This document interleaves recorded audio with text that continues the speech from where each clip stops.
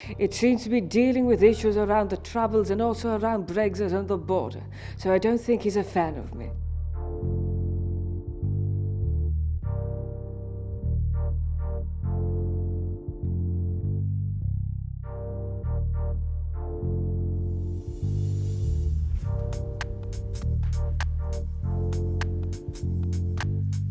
I made an exact replica of my room. So the bottom half is the exact dimensions, which height is 4'9" and I'm 5'6". So, you know, there's obviously a bit of a height issue there. And then width, it's 5'6", so I could lie exactly width-wise into it, which was nice and neat. So it's very cramped. So then on top, I built a headspace, which kind of provides relief from being cramped over.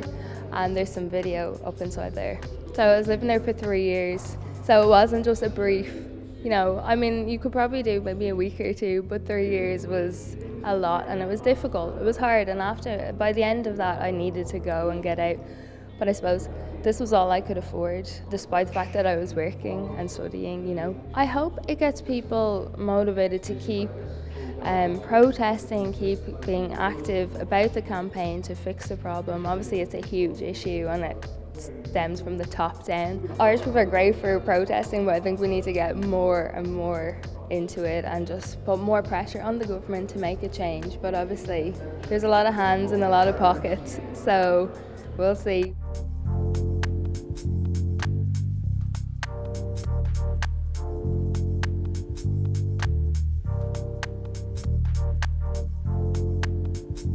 So it kind of deals with the barriers of time breaking down and issues around the Troubles kind of converging with issues around Brexit and the border in Ireland, and kind of marrying those two through the guise of Margaret Thatcher. She's kind of the in-between point of the two. The one behind us is called 1987, kind of playing on George Orwell's 1984, and it's kind of looking at this ghetto that Margaret Thatcher has created in West Belfast.